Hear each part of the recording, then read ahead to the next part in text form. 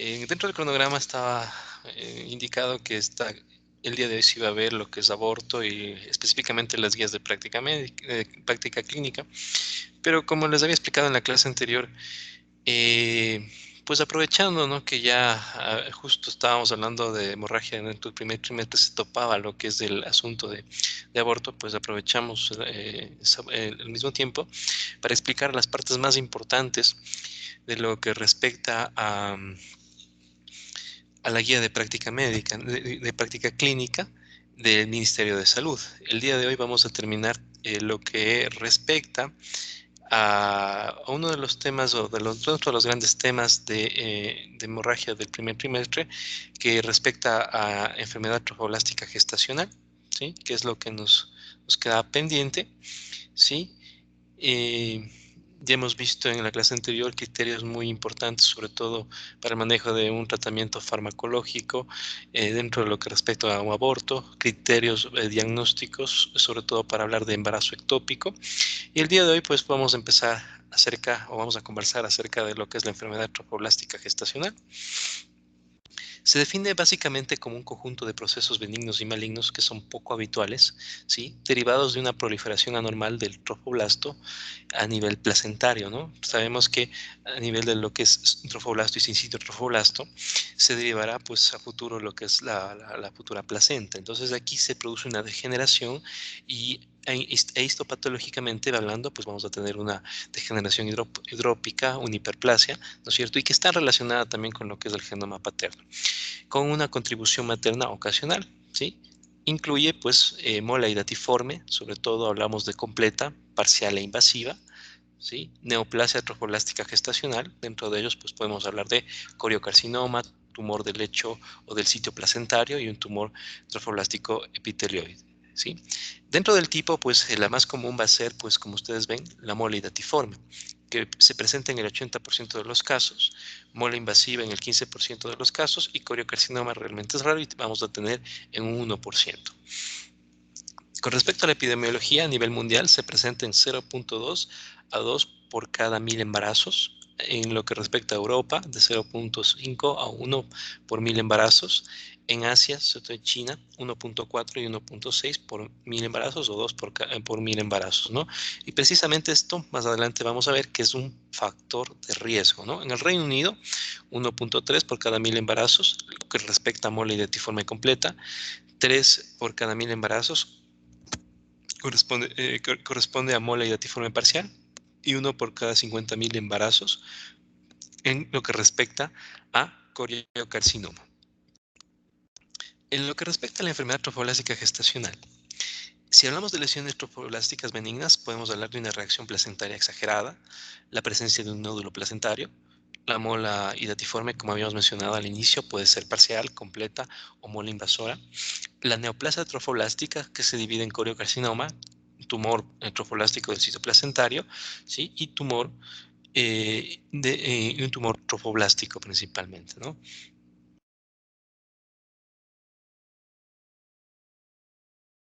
Entonces, tomar en cuenta mucho esta clasificación, ¿sí? Vamos a lo largo de esta charla a hablar acerca de los criterios diagnósticos, factores de riesgo, ¿sí? Cuál va a ser el seguimiento a posterior a la evacuación de lo que respecta, ¿no?, al tejido trofoblástico, ¿sí?, con una degeneración hidrópica. Vamos a hablar aquí de la neoplasia trofoblástica gestacional, ¿sí? Y se debe principalmente a una actividad trofoblástica prolongada después del evento gestacional o después de la implantación, que ocurre alrededor del día 6 o 7, posterior a la fecundación, ¿no? ¿Cómo va a ser el progreso? Bueno, o cómo va a ser el desarrollo de este evento, esta neoplasia. Primeramente la progresión, se produce la invasión, se produce una metástasis y si no hay tratamiento, pues vendrá la muerte. Con respecto al origen, sabemos que a nivel ya, una vez que se produce la fecundación, se forma el huevo cigoto. Alrededor del tercer o cuarto día cae en cavidad, se forma el blastocisto, ¿no es cierto? Y tenemos un polo embrionario superior, ¿sí?, en donde va a formarse principalmente lo que se llama el trofoblasto, y el trofoblasto se va a diferenciar, ¿no es cierto?, en citotrofoblasto y sincitotrofoblasto. Específicamente el sincitotrofoblasto sabemos que se caracteriza por tener por ser, no tener límites celulares definidos, ¿sí? Se producen mitosis, ¿no es cierto?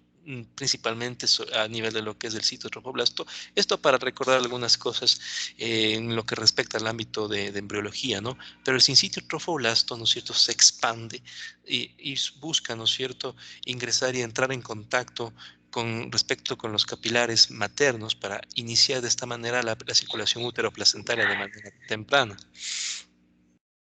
¿sí? Sí. Este trofoblasto, precisamente del cual hemos hablado, algunas características, sufre una transformación neoplásica en lo que respecta a la mola hidatiforme, ¿sí? Sobre todo en la neoplasia trofoblástica gestacional, que se deriva en coriocarcinoma, tumor del trofoblasto del sitio placentario o tumor trofoblástico epiteloide.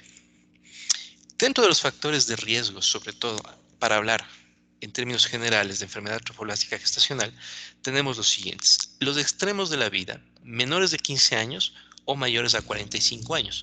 Si tenemos pacientes menores de 15 años con embarazos, el riesgo que presente una enfermedad trofoblástica gestacional es 20 veces mayor. Luego de los 45 es 5 a 10 veces mayor que cualquier otra persona que no esté dentro de los rangos de esta edad, y mayores a los 50, pues es 200 veces mayor. Miren cuán importante es este factor de riesgo. Si la paciente ha tenido un embarazo molar anterior, uno previo, el riesgo es de 1 a 2%, es decir, 10 veces mayor. Si tiene ya dos previos, pues es del 25%. Las mujeres asiáticas pueden presentar enfermedad, sobre todo mola completa. Por eso es que en la estadística anterior que presentábamos al inicio, ¿no es cierto?, decíamos que o hacíamos notar que en las mujeres asiáticas, o sobre todo en Asia, pues teníamos mayor incidencia. Si hay un aborto previo, la posibilidad o el riesgo de presentar una enfermedad trofoblástica gestacional es del 25% y un embarazo ectópico previo es del 5%. La mola hidatiforme es alrededor del 80% de lesiones trofoblásticas y, como ya habíamos mencionado, puede ser completa, puede ser parcial e invasora. Normalmente es benigno, pero con un potencial de malignación, pero realmente que es bajo, ¿no? Vamos a hablar ya de una mola hidatiforme completa, en donde hay una proliferación anormal benigna, sin embrión. Genéticamente tiene pues una constitución completa de un 46XX haploide, paternos idénticos sin cromosomas maternos, ¿sí? El 18%, ¿sí?, puede llegar a malignizarse. Tomar en cuenta, ¿no es cierto?, estos factores o estos parámetros que son sumamente importantes.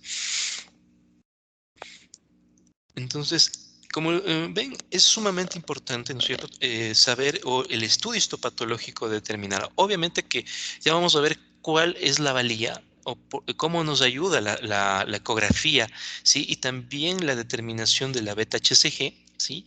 Sobre todo para el diagnóstico, el examen físico es sumamente importante porque vamos a ver que siempre la altura de fondo uterino va a ser mayor de la esperada. Acá estamos en la 4. ¿Sí? Va a ser mucho mayor a la esperada.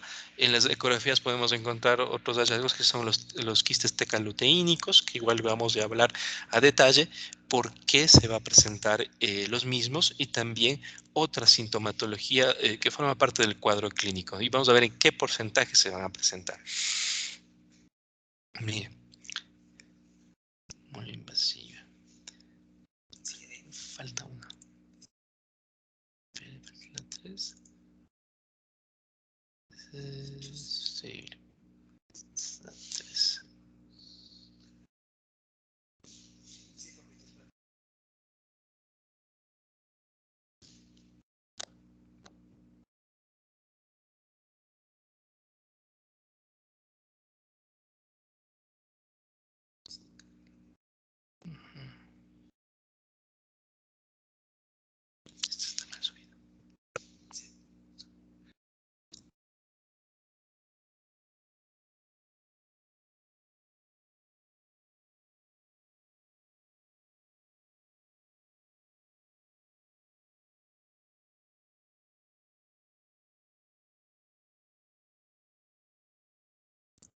Ahorita les voy a subir la siguiente diapositiva, por favor. Esperen un ratito que hemos tenido un problemita con la diapo. Un minutito, por favor.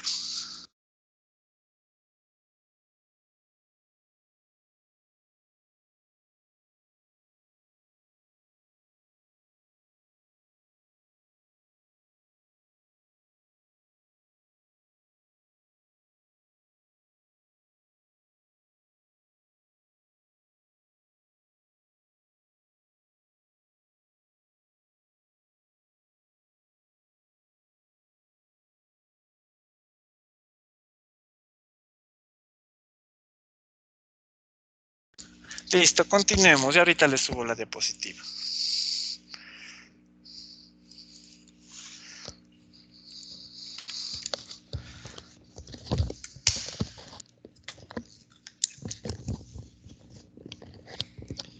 Bueno, entonces vamos a continuar. Sí, entonces veíamos cómo estábamos dando el diagnóstico, la definición de lo que era la mola completa. Decíamos que existen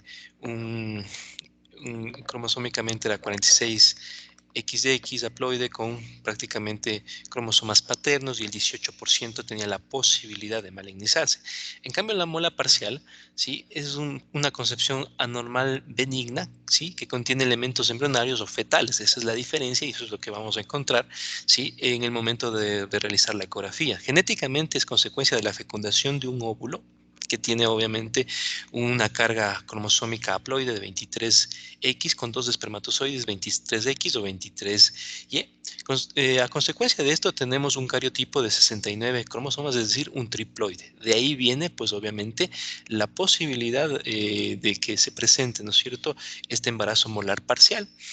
Llega solo el 2% a malignizarse, es decir, que el porcentaje, ¿no es cierto?, es bastante bajo en comparación con la mola completa.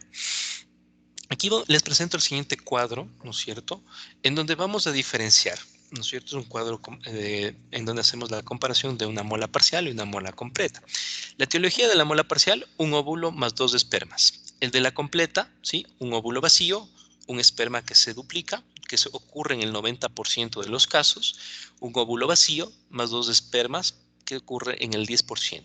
El cariotipo de la mola parcial, triploide, puede ser 69, triple X o 69XXY. El de la mola completa diploide 46XX o 46XY. Histológicamente, pues el feto Matías, pues a menudo presente, sobre todo si es parcial, si es completa sabemos que está ausente. El edema de las vellosidades, variable focal en la parcial y difuso en la completa. La proliferación trofoblástica focal moderada en la parcial, difusa y severa en la completa. La presentación clínica en el diagnóstico se lo puede confundir inclusive con un aborto, paciente que llega sangrando, ¿sí? Sobre todo la principal causa del sangrado en el primer trimestre, puede ser una de las causas, como habíamos mencionado, ¿sí? El tamaño uterino pequeño para edad gestacional, los quistes poco frecuentes, refiriéndose a los quistes tecaluteínicos, ¿sí? Complicaciones médicas poco frecuentes y el riesgo de malignización del 1 al 5%. En el caso de la completa, ¿sí?, el diagnóstico pues se da por una gestación molar, ¿sí?, porque tiene una imagen característica en copos de nieve, ¿sí? El tamaño uterino, el 50% está aumentado con relación a la edad gestacional. Quistes tecaluteínicos se presentan en el 15 al 25% de los casos, ¿sí? Y el riesgo de complicaciones menos del 2%, ¿sí? Menos del 25%, perdón, ¿sí? Y el riesgo de malignización es del 15 al 20%. Entonces, este cuadro es muy importante porque nos ayuda a diferenciar entre una y otra, ¿no? Si es completa, si es parcial, ¿sí? Dentro del cuadro clínico, el 97% de pacientes acuden a la emergencia por metrorragias. Esto va a ser una de las sintomatologías más frecuentes. Náusea, vómitos, inclusive hablamos de hiperemesis gravídica en el 30% y esto está presente porque existen elevados niveles de beta-HCG. El 25% de pacientes puede presentar preeclampsia, sobre todo una preeclampsia que va a surgir o va a debutar antes de las 20 semanas, ¿sí?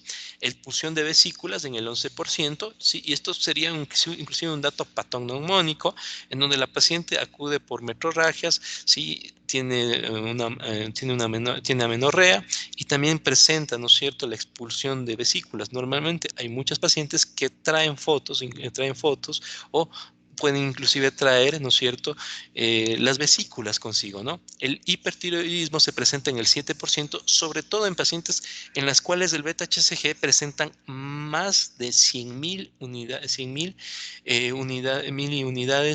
internacionales sobre ml de beta-HCG.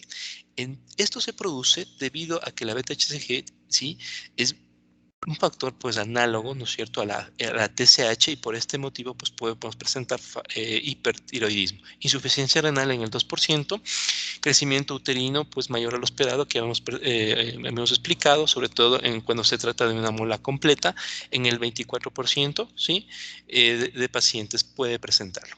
Hablando de mola invasiva, ¿sí?, se presenta la proliferación del trofoblasto, en donde haya penetración más profunda con respecto al miometrio.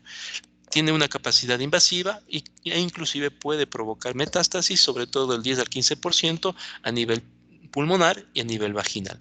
¿Sí? ¿Puede presentar una regresión espontánea? Sí, pero es un bajo porcentaje. Miren, la mola invasiva, una mola completa, puede presentar una enfermedad persistente en el 41%, ¿sí?, una mola parcial en el 11%, y el 75% puede desarrollar una mola invasiva, ¿sí? El 25% puede desarrollar un coriocarcinoma o una neoplasia en el sitio placentario. Tomen muy en cuenta estos datos, sobre todo cuando estemos frente a un caso de enfermedad trofoblástica gestacional, y tomemos muy en cuenta en estos datos, estos porcentajes, sobre todo en el momento de realizar ya el seguimiento de estas pacientes, ¿sí? Mola hidatiforme más persistencia, ¿sí?, podemos estar frente a una mola invasiva. No descartar estos criterios.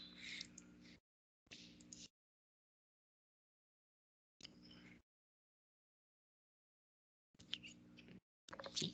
Entonces, no descarten y tomen muy en consideración estos porcentajes, porque si estamos frente a una mola invasiva, pues ya más adelante vamos a explicar, ¿no es cierto?, cuál sería en ese caso pues el esquema a seguir, inclusive ya pensando en quimioprofilaxis, ¿no?, o en quimioterapia como tal, ¿no? Eh, con respecto, miren aquí, en sus pantallas pueden ver en el extremo, en el dibujo que está a la izquierda de sus pantallas, ¿sí?, el tejido molar, ¿sí? Como decíamos, es unas vesículas, es parecido a unas uvas, ¿no es cierto? Y esto viene a ser realmente patognomónico si la paciente trae consigo esto. Al lado derecho, pues ven una placa histológica en donde ahí hay una degeneración trofoblástica hidrópica, se podría decir, ¿sí? Miren aquí como dice, macroscópicamente se puede observar una cantidad variable de vesículas molares, ¿sí? Eh, y microscópicamente vemos vellosidades hidrópicas que invaden miometrio, ¿no es cierto?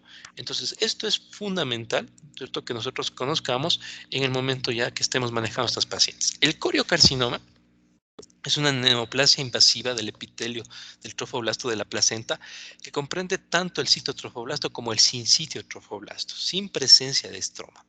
Es típico que esta lesión, ¿sí?, forme una área central de tejido necrótico, ¿sí?, y esté rodeado por un anillo periférico de tejido tumoral.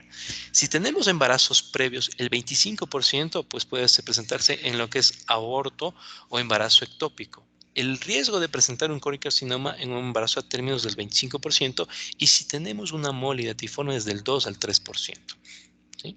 Miren, ¿cuáles son los factores de riesgo para un coriocarcinoma? Principalmente si estamos con una paciente que tiene una edad materna mayor a 40 años, el riesgo relativo es del 7.5.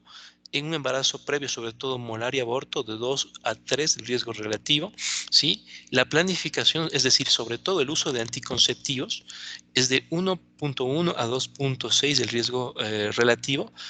y otro, sobre todo la enfermedad, una enfermedad de transmisión sexual, pues realmente esta no hay relación o no es un factor de riesgo para un coriocarcinoma como tal. ¿Sí? Miren estas placas, ¿sí? Vemos células tumorales en la periferia con una hemorragia y una necrosis del centro, que estos, como les decía, es patoneumónico y ausencia de vellosidades coriales con respecto a un coriocarcinoma. El coriocarcinoma se caracteriza, ¿no es cierto?, en el cuadro clínico por presentar sangrado transvaginal, dolor a nivel pélvico, se puede inclusive palpar una masa, rápido crecimiento uterino, ¿sí?, que no está acorde con respecto a la menorrea de la paciente y puede inclusive presentar un sangrado posparto. La metástasis puede ser sobre todo a nivel de pulmón, sistema nervioso central, hígado y además vagina, ¿sí? Entonces, miren, realmente el cuadro clínico el cuadro clínico no varía, ¿no es cierto?, en lo que teníamos con una enfermedad trofoblasticacional, sobre todo específicamente hablando de molas, ¿sí? No tiene una diferencia, ¿no? Sí, pero hay que tomar en consideración, sobre todo, tomando en cuenta, ¿sí?, la altura del fondo uterino, ¿sí?, tomando en cuenta el asunto de la clínica, los antecedentes de la paciente, los antecedentes obstétricos son sumamente importantes. Miren, podemos hablar de un tumor trofoblástico del sitio placentario, que hablábamos ya dentro de lo que respecta a la malignización del mismo, que es poco frecuente, sí, que se da posterior a un embarazo a término, un aborto no molar, sí. La patología, sí, patológicamente, microscópicamente hablando, está confinado a endometrio, miometrio, presencia de vasos sanguíneos, ¿sí?, un grupo celular que infiltra, ¿no es cierto?, las fibras musculares sin producir una intensa necrosis, se asemeja a una endometritis sincitial y clínicamente, obviamente, la menorrea, sangrado uterino normal, crecimiento no uterino, si tenemos una beta-HCG relativamente alta, ¿sí?, que es diagnóstico, ¿no?, sobre todo, inclusive puede aumentar, puede acompañarse de una elevación muy, muy marcada del lactógeno placentario, ¿sí? Recordemos que tanto la beta-HCG como el lactógeno placentario son producidas a nivel de lo que es sincitio trofoblasto, muy resistentes realmente a la quimioterapia cuando estamos frente a un tumor trofoblástico del sitio placentario.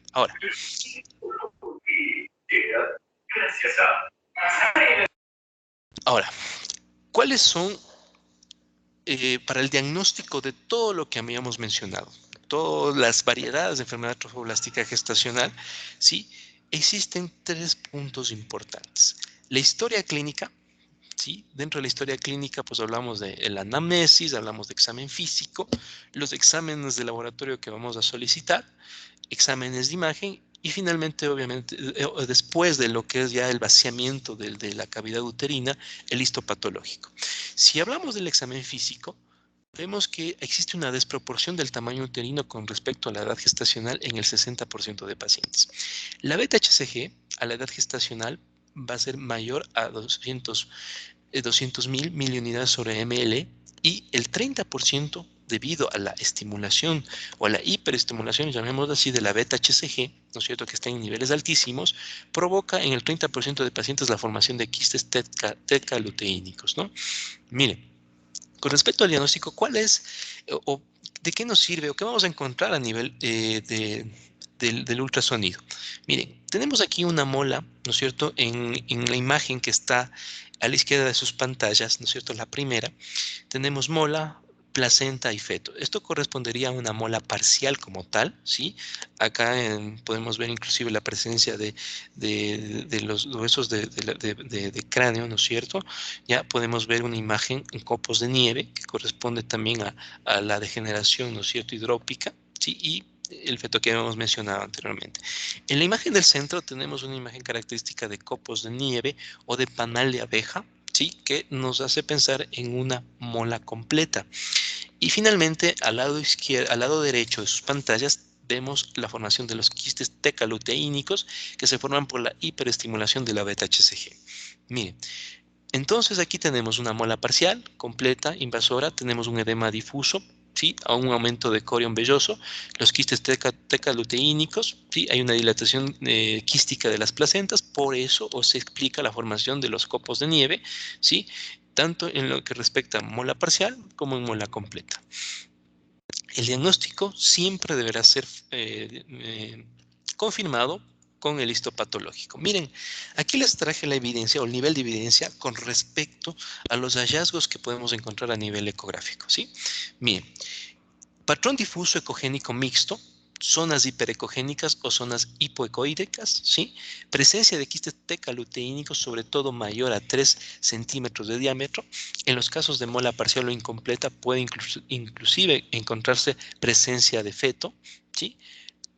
Se puede sospechar, esto es muy importante, en la invasión miometrial, cuando existen imágenes hiperecogénicas dentro del miometrio, por lo que se le solicita una ecografía Doppler, ¿no es cierto?, para descartar la misma. Y si vemos un incremento de la vascularización, pues estamos ya sospechando, ¿no es cierto?, de una invasión miometrial. En este caso, si existe alguna duda, ¿no es cierto?, podríamos completarlo con una resonancia.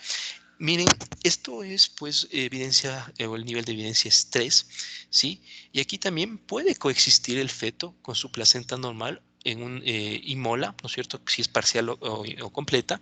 Y esto ocurre realmente de 1 a 22.000 casos, ¿no es cierto? ¿Sí? De 1 a 22, ¿no es cierto? 22.000 embarazos, ¿sí? Y existe tres posibilidades si tenemos, ¿no es cierto?, la presencia de feto y el embarazo molar. Un embarazo único con mola parcial, un embarazo múltiple, ¿no es cierto?, con feto vivo, con placenta normal, y el otro pues puede presentar una mola completa. Un feto con placenta normal o un feto y feto pues con mola parcial, ¿sí? Todo lo que acabamos de mencionar es un nivel de evidencia grado 3. Vamos a explicar los gráficos que tenemos al lado derecho, y el primer gráfico corresponde, como ustedes saben, a los quistes tecaluteínicos que se van a presentar en el 30%, ¿sí? La imagen 2 corresponde, ¿no es cierto?, ya a, a una invasión trofoblástica, ¿no es cierto?, del miometrio, ¿sí? Y en la imagen final se le hace una flujometría Doppler, ¿no es cierto? Y vemos cómo hay un aumento de la vascularización. Y aquí se sospecha ya en una invasión miometrial.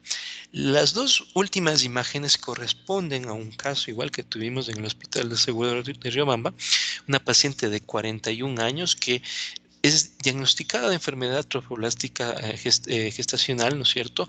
El histopatológico dio para una mola completa, y esto ocurrió en el mes de marzo, ¿sí? La paciente se le realizó la evacuación, ¿sí? Se le mandó con un método anticonceptivo y se le estaba haciendo el seguimiento por consulta externa, ¿sí? La paciente, empecinada porque tenía una nueva pareja, no utiliza el método anticonceptivo y acude en el mes de junio, ¿no es cierto?, para recién continuar con el junio-julio, ¿sí? Para recién continuar con el seguimiento, ¿no es cierto? Y acude con una nueva beta-HCG, la misma que estaba en 900, ¿sí? Y con esta ecografía, ¿no? Bueno, una ecografía muy, muy parecida. Se la ingresa, ¿no es cierto?, y se la cataloga como una enfermedad trofoblástica inclusive persistente, podría ser. Se le hace a esta paciente, ¿no es cierto?, esta ecografía, se ve estas imágenes, se hace flujometría Doppler, se piensa en una invasión miometrial y se solicita una tomografía simple y contrastada de pelvis, ¿sí? En donde pues se presenta ya imágenes sospechosas de invasión miometrial y por tanto se indica a esta paciente como ya tratamiento definitivo la realización de una histerectomía en bloque, ¿sí? Aquí se les consultó también a los oncólogos y entramos en una disputa, en una discusión, porque ellos indicaban que se debía realizar también una salpingoforectomía bilateral, ¿sí?, con la paciente de 41 años. Tomen en cuenta eso, ¿sí? Entonces, al final, se decidió por parte de ginecología simplemente hacer una histerectomía en bloque, ¿sí?, preservando ovarios, y ya vamos a ver por qué lo hicimos de esa manera, ¿sí? Y realmente ya vamos a argumentar más adelante, ¿sí?, según el nivel de evidencia, por qué se debería hacer de esta manera, ¿sí? Guarden ese dato y lo que les acabo de mencionar, ¿sí? Dentro de las modalidades de tratamiento, evacuación por succión o curetaje, cirugía, refiriéndose a la histerectomía abdominal total, o quimioterapia, dependiendo del caso.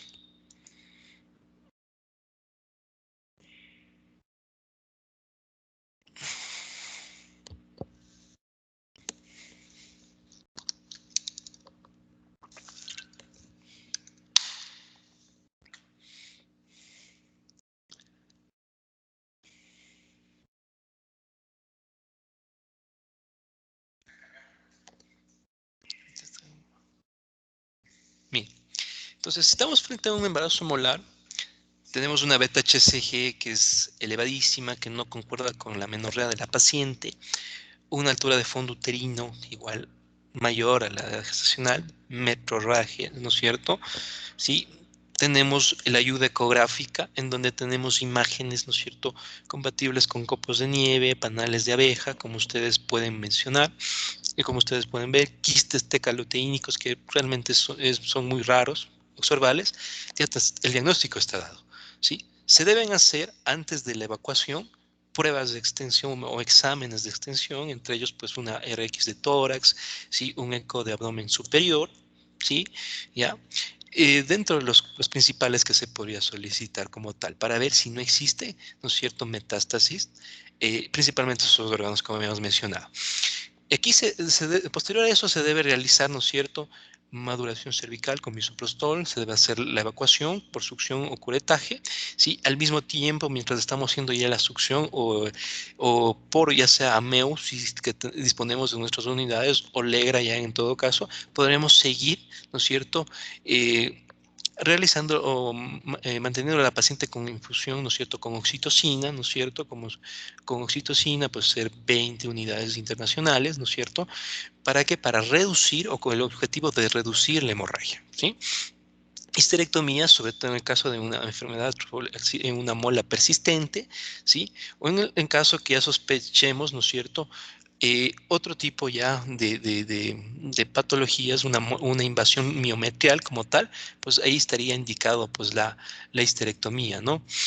Eh, el vaciamiento uterino con LEGRA, ¿no es cierto? O legrado uterino, ¿sí? Puede traer complicaciones en el 8% hemorragias, perforación uterina en el 6%, ¿sí? O puede haber retención de restos postdilatación y por curetaje en el 68%, ¿sí?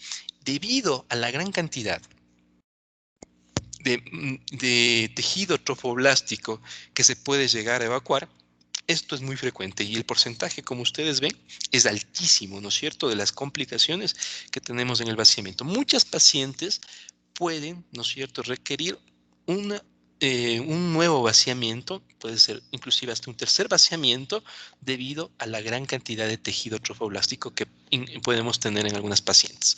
¿Cómo va a ser el seguimiento después de la evacuación? La beta-HCG en un promedio pues, tarda en negativizarse en un 50 a 99 días. Después de la evacuación, se debe realizar semanalmente una determinación, una evaluación de beta-HCG cuantitativa hasta que tengamos, ¿no es cierto?, valores negativos menos de 5 miliunidades internacionales sobre ml, ¿sí?, en 3 mediciones. Si tenemos 3 mediciones negativas, ¿sí?, ahí procedemos a hacer, ¿no es cierto?, mensuales alrededor de 6 a 12 meses. Hay guías que inclusive dicen que se debería realizar después de la negativización de tres pruebas de beta-HCG de manera bimensual, perdón, en un lapso de 6 a 12 meses. El control ecográfico y ginecológico puede ser seriado, sobre todo en los primeros 6 meses, valorar el tamaño, ¿no es cierto?, y la consistencia uterina y la aparición de metrorragia, sobre todo 2 semanas posterior a la evacuación, y de ahí cada 3 meses. ¿Por qué esto, no es cierto, cada 2 semanas posterior a la evacuación? Por el riesgo que decíamos anteriormente, mayor riesgo de todavía tener que se hayan quedado restos, ¿no es cierto? Y tenemos un porcentaje del 68%. Por eso la importancia, ¿no es cierto?, de valorar la consistencia uterina y la aparición o no de metrorragias en las 2 semanas siguientes posteriores de la evacuación. Miren, ¿cómo un embarazo molar puede evolucionar, ¿no es cierto?, a una neoplasia trofoblástica gestacional? Primeramente, realizamos la dilatación, la evacuación, ¿sí? Y en el 90% de las pacientes con mola pueden desarrollar una neoplasia trofoblástica gestacional, ¿sí? Si es una muela completa, el 20% puede desarrollar una neoplasia trofoblástica gestacional, ¿sí? Con metástasis del 15% a útero y el 4%, pues, bueno, perdón, el 15% puede estar confinado a útero y el 4% puede presentar una metástasis. Si es parcial, solo el 2 al 4% puede desarrollar una neoplasia trofoblástica gestacional y generalmente no hay neoplasia. ¿Sí? ¿Cuáles son las pacientes que deberíamos sospechar una neoplasia trofoblástica gestacional posterior a la evacuación?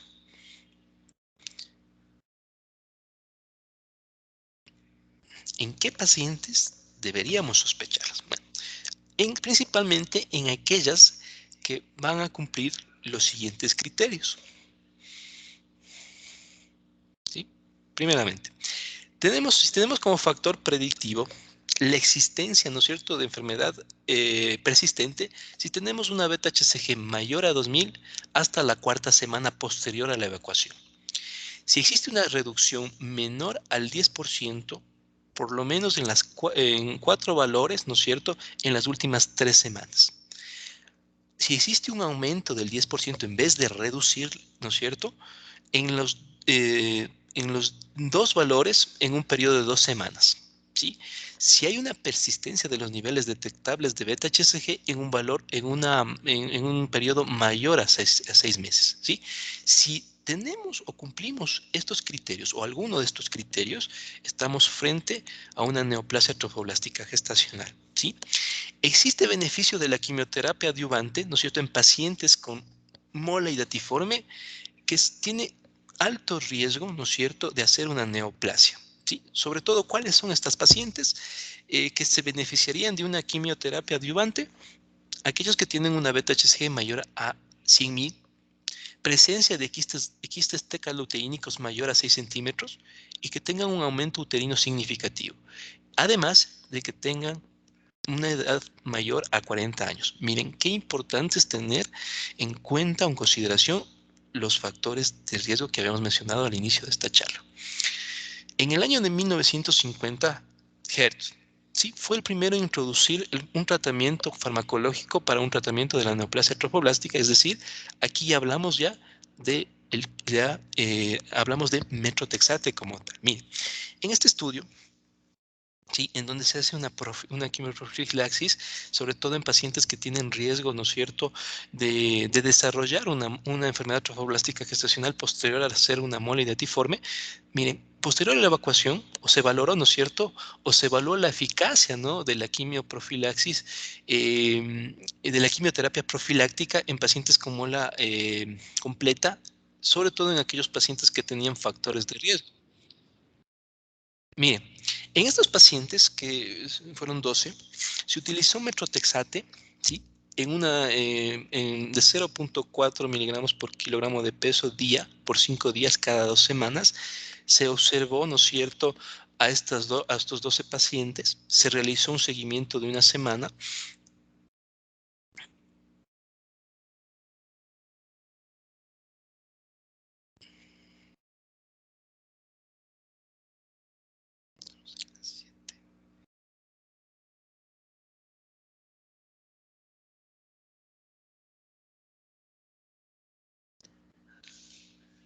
Esta ya la vimos.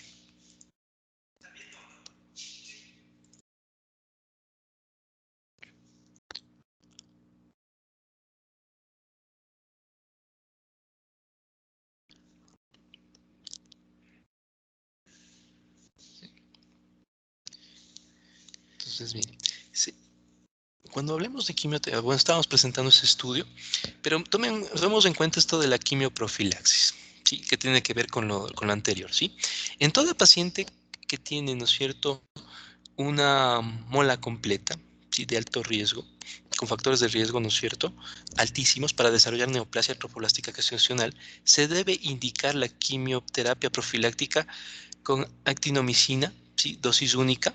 ¿Sí? En nuestro caso, en nuestro medio que tenemos al metrotexate, ¿sí? Y aquí es sumamente importante tomar en cuenta los criterios de Borklin, ¿sí?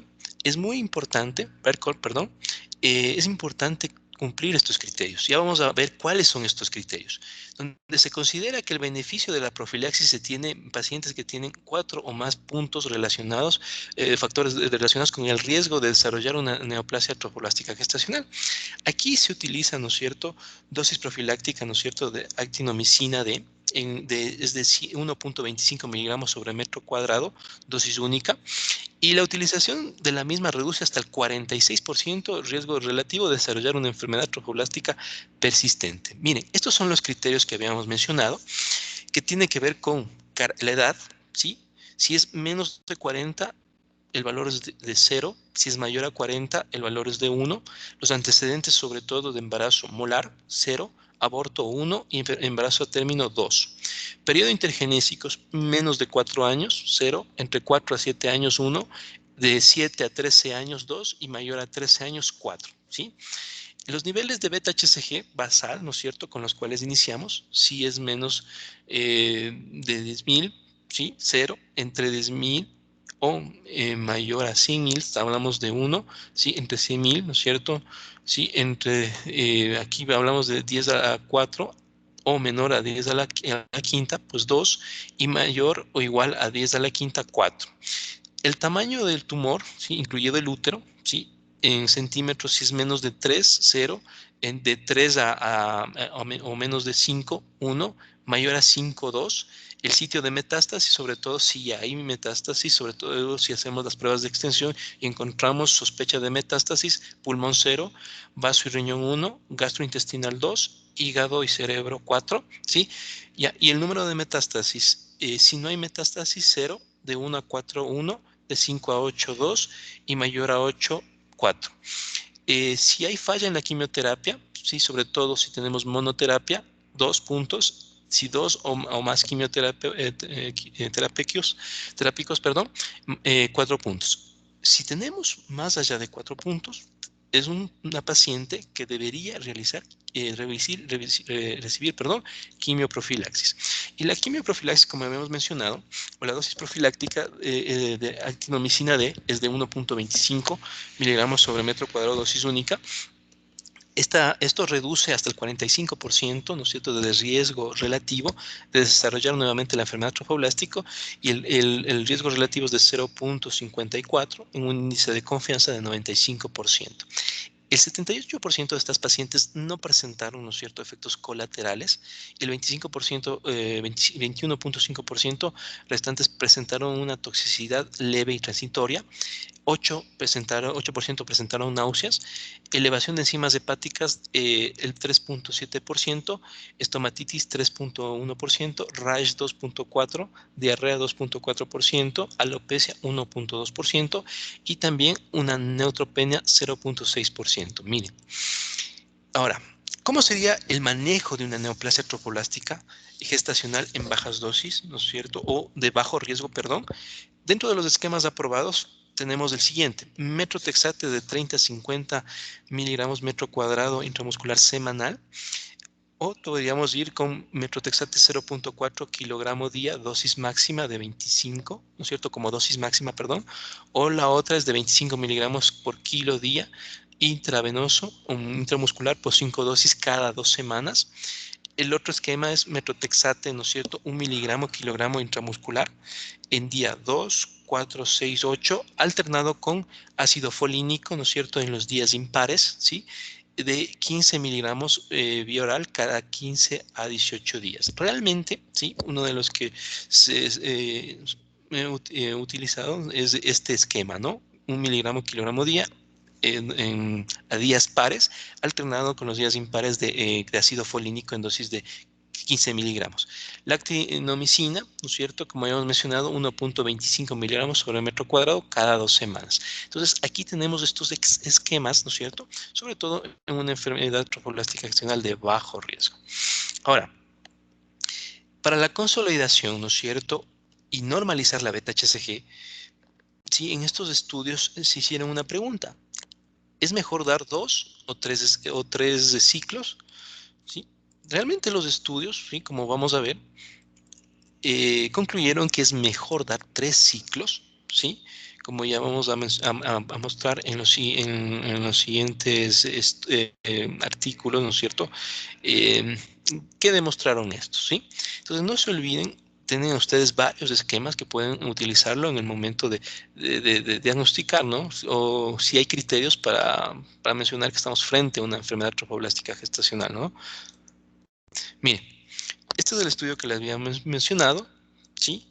En donde lo realizaron en 351 pacientes. Es un estudio retrospectivo, ¿no es cierto?, que se dio entre 1980 al 2008, ¿sí? Hicieron 2 ciclos, tomaron en consideración todas estas características, sobre todo si era una mola parcial, una mola completa, ¿sí? Ustedes ven que el promedio de edad, sobre todo a nivel delante, era de 30.3, ¿sí? El 45.9% fueron una mola completa, ¿sí? Miren que, lo que habíamos mencionado en el caso de la mola completa era el riesgo era mayor en comparación con el de la mola parcial de malignizarse. Miren, en la mola parcial es de 15.4%, y pues aquí hablábamos de los valores de beta-HCG previo al tratamiento. Menos de 10.000, 64.2%, mayor a 10.000, 35.8%, ¿sí? Se determinó finalmente, ¿no?, como les había mencionado, ¿sí? Bueno, también tenemos que mencionar que hubo recaídas en 2 ciclos de 8.3%, ¿sí? Y las recaídas que existieron en 3 ciclos es del 4%, miren, considerablemente baja, ¿sí? Por este motivo, ¿no es cierto?, por estos datos que acabo de mencionar, se recomienda que deben existir 3 ciclos de consolidación para reducir, ¿no es cierto?, ostensiblemente las tasas de recaída. Miren, casi la mitad. 2 ciclos, 8.3, 3 ciclos, 4%. Ahora, si estamos frente a una neoplasia trofoblástica gestacional, el tratamiento definitivamente debe ser una histerectomía, ¿sí?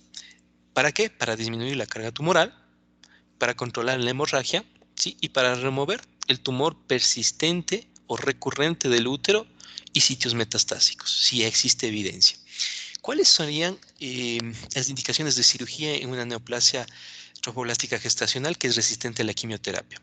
Paciente que está en buen estado general, no evidencia de un tumor activo fuera de la área de resección quirúrgica, no evidencia de enfermedad o diseminada resistente a la quimioterapia, y que los niveles de beta-HCG cuantitativas preoperatorias deben ser lo más bajo posibles.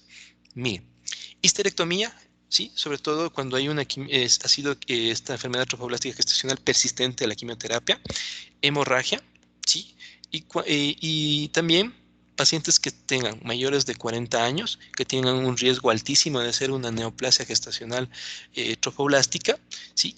Y tumores uterinos voluminosos, ¿sí?, que ya se hayan reducido previamente con ciclos de quimioterapia, ¿sí? Gracias a esto, ¿no es cierto?, a la cirugía, se va a reducir, ¿no es cierto?, en un 3.5% versus un 20% si no hacemos una cirugía. ¿Sí? Considerablemente los beneficios son mayores. Se realiza, ¿no es cierto?, durante un ciclo de quimioterapia. ¿Para qué? Para minimizar la metástasis por manipulación quirúrgica, ¿sí?, para la embolización trofoblástica y para erradicar metástasis ocultas. Ahí también está indicada, ¿no es cierto?, la cirugía posterior a un ciclo de quimioterapia. Preservación de ovarios, sí, como les decía. ¿Por qué? Metástasis ovárica rara, ¿sí? Los tumores no son dependientes de estrógeno y progesterona. Entonces, realmente no tendríamos mucho beneficio, ¿no es cierto?, en el caso de que decidamos realizar, ¿no es cierto? O sea, realmente no existe evidencia, como les había mencionado, de que se debería realizar una salpingoforectomía conjuntamente con la histerectomía. ¿Por qué? No hay metástasis, realmente son raras las metástasis ováricas, y estos tumores no son dependientes tanto de estrógeno, tampoco de progesterona. ¿Cuándo realizar, ¿no es cierto?, una salpingoforectomía conjuntamente con la histerectomía? Cuando hay una metástasis anexial, perimenopausia, pacientes que ya tienen 45, 48 años, puede ser, y cuando existen complicaciones con quistes tecaluteínicos, ahí sí está indicada realizar, ¿no es cierto?, una salpingoforectomía. Caso contrario, no. Esto con lo que les mencionaba, que esta paciente de 41 años, en donde hicimos una histerectomía, ¿no? Pero decidimos dejar tanto lo que son las trompas como los ovarios, dado a que es una paciente de 41 años, y también nos basamos en estos criterios, nos apoyamos en estos criterios para preservación de ovarios como tal, ¿sí? Como conclusiones, bueno, las conclusiones de enfermedad no metastásica de bajo riesgo, Metrotexate monodroga sigue siendo el fármaco de elección con muy buenas tasas de respuesta. La dactinomicina tiene una efectividad del 70% versus el 53% de metrotexate, ¿sí? La combinación, ¿no es cierto?, de ambos medicamentos nos puede traer una cura primaria del 98%, con una mediana de 3 ciclos, como habíamos mencionado en el estudio que les pusimos anteriormente, ¿sí? La tasa con metrotexate, ¿sí?, de primera línea es del 50 y el 75%, mientras que la tasa de curación, ¿sí?, como primera línea, si utilizamos dactinomicin, el rango va del 61 al 90%. Se recomienda 3 ciclos, ¿no es cierto?, de consolidación para disminuir las tasas de recaída, ¿sí? Y en caso de que exista persistencia o hemorragia que no sea de la quimioterapia, se debe complementar con un tratamiento quirúrgico, en este caso con histerectomía abdominal, tomando en consideración los criterios para preservar o no ovarios, ¿sí? Miren, les quiero mostrar este esquema, ¿no es cierto?, de tratamiento. Y miren, si estamos frente a una enfermedad trofoblástica gestacional de una mujer multípara, mayor a 40 años, y con deseos de concepción ya cumplidos, histerectomía simple, ¿sí?, como el in situ, es decir, una histerectomía en bloque, ¿sí? Previo a eso, ¿sí?, realizar exploración clínica, determinaciones semanales de beta-HCG, ¿ya?, una RX de tórax, pruebas de función hepática, una tomografía craneal, si existe clínica para realizarlo, si hay sospecha de metástasis, ¿sí? Si hay una remisión completa, no hay hemorragia, el útero involucionado, ¿sí? Los anexos son normales y tenemos una beta-HCG normal en 3 semanas, ¿sí? De ahí vamos, si estamos frente a esta paciente, ¿qué es lo que vamos a hacer? Control mensual por 6 meses, ¿sí? De ahí valoramos qué paciente tenemos y podemos hacer un control bisemanal por los siguientes 6 meses. Y obvio, esto es sumamente importante, la utilización de anticonceptivos, ¿no es cierto?, durante un año, ¿sí? Esto es sumamente importante. Sí, esta es la acá. ¿Sí? Ajá. ¿Ya? Entonces, como les decía, esto es muy importante. Si tenemos una paciente que está evolucionando de manera adecuada, hacemos los controles mensuales, ¿no es cierto?, por 6 meses. Los siguientes meses, los meses posteriores, pues podemos hacerlo de manera bimensual, ¿no es cierto? ¿Ya? Hasta la negativización, ¿no es cierto? Como hemos mencionado, tres pruebas de beta-HCG cuantitativas negativas, podemos hacerlo y sabemos que vamos bien, ¿no?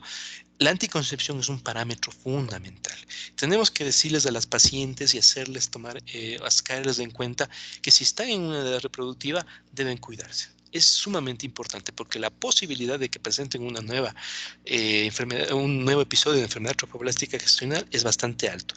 Y peor aún, como le pasó a esta paciente que habíamos mencionado, que no tuvo, o sea, simplemente la paciente no le dio disculpen la palabra, la gana, ¿no es cierto?, de cuidarse porque quería tener un hijo a como del lugar. Puede darse el caso de que tengamos una enfermedad trofoblástica gestacional persistente, como pasó en esta paciente, y terminó pues en histerectomía, porque teníamos un alto riesgo de hacer un coriocarcinoma, ¿sí? Miren, si es el otro caso, si la beta-HCG está elevada a las 8 semanas después de la evacuación, tendríamos que realizar o solicitar una RX de tórax, prueba de función hepática y un TAC de cráneo. Si está normal y la enfermedad está localizada, ¿no es cierto?, es decir, estamos frente a una enfermedad trofoblástica persistente, utilizar metrotexate más legrado más histerectomía. Si es una mole invasora o coriocarcinoma, ¿sí?, tenemos que realizar pues metrotexate, ¿no es cierto?, y algunas sesiones y considerar la posibilidad de una histerectomía. Si existen alteraciones y tenemos una enfermedad metastásica de bajo riesgo, ¿sí? ¿Sí? Si estamos, ¿no es cierto?,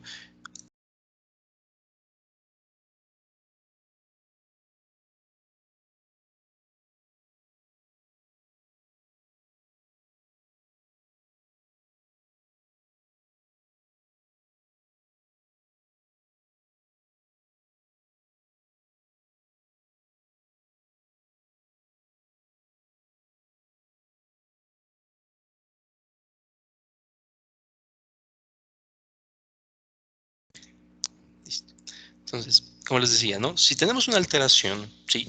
Y hay evidencia de metástasis, ¿no es cierto? Por las pruebas de extensión que habíamos solicitado, ¿sí? Si es de bajo riesgo, metrotexate, ¿sí?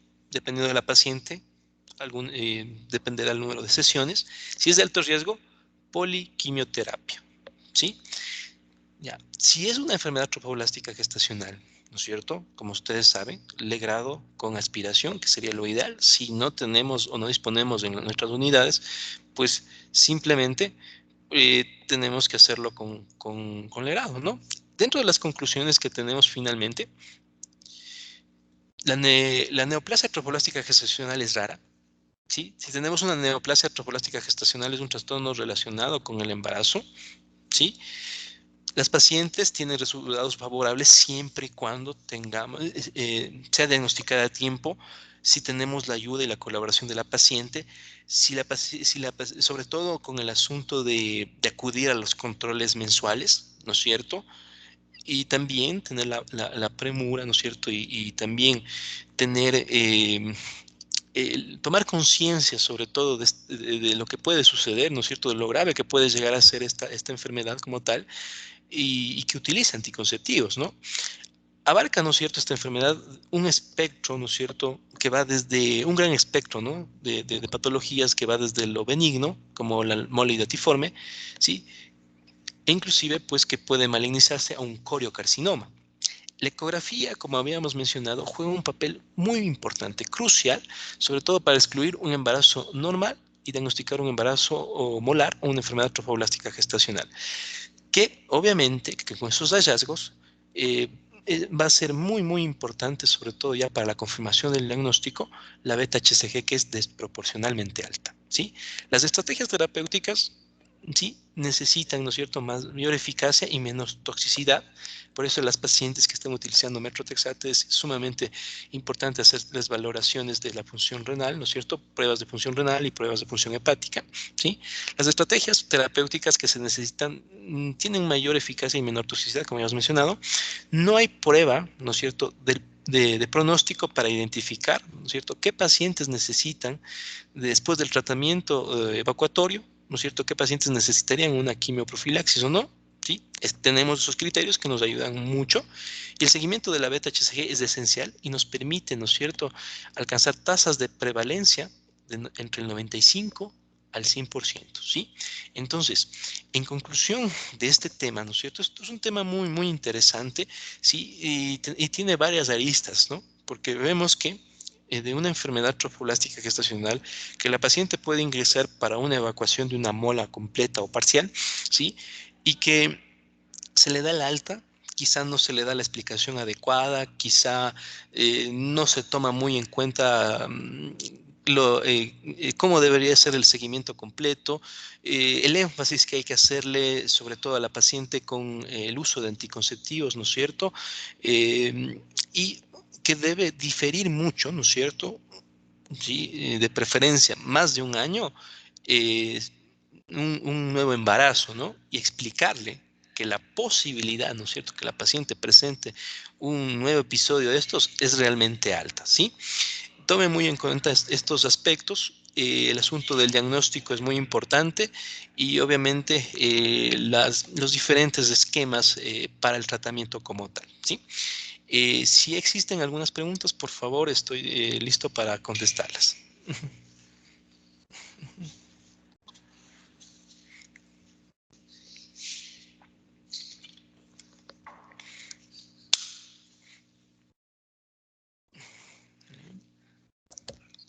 ¿Sí? ¿Alguna duda, alguna inquietud? ¿Sí?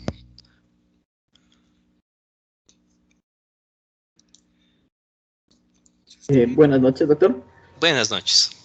¿Cómo está? Le saluda el obstetra Cristian Quispe. ¿Cómo está? Mire, en este caso, creo que hay compañeros que también laboran a nivel de primer nivel de atención de salud.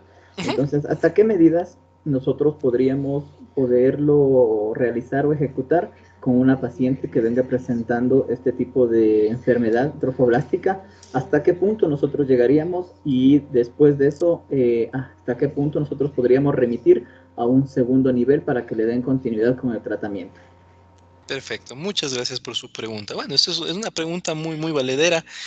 Bueno, primeramente el asunto de la clínica como tal, ¿no? Paciente con amenorrea, que quizás no corresponde a la edad gestacional, sangrado.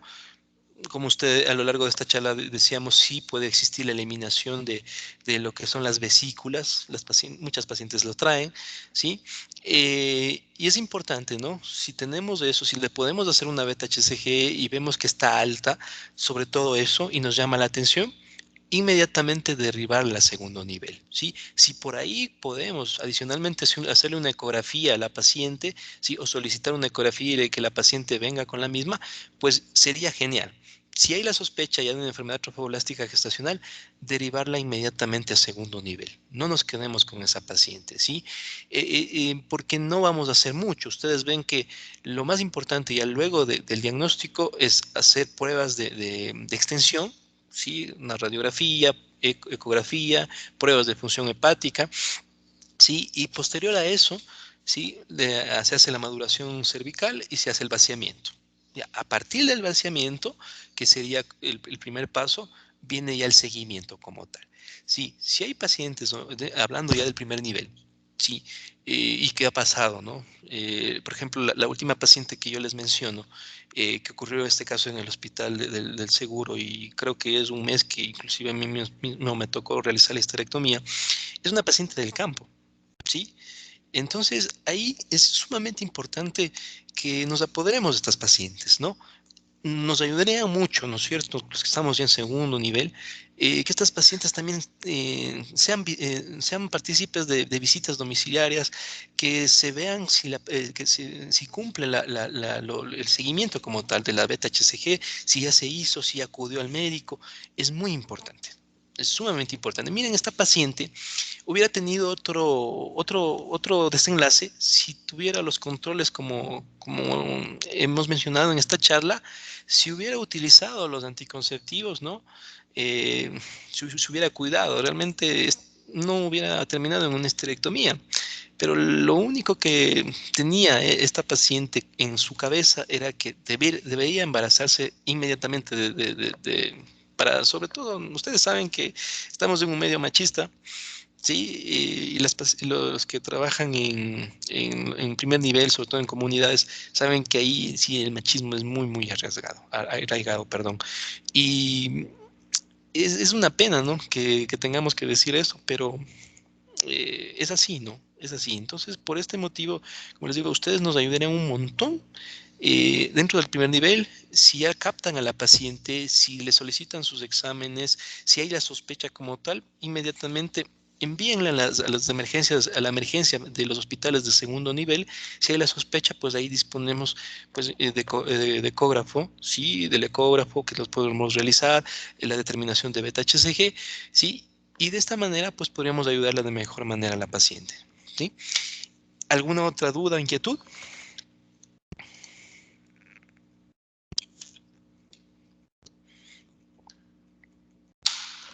Bueno, les agradezco mucho su participación, su presencia, ¿sí? Estaré el próximo mes ya abordando un nuevo tema, ¿sí? Muchas gracias por tu participación.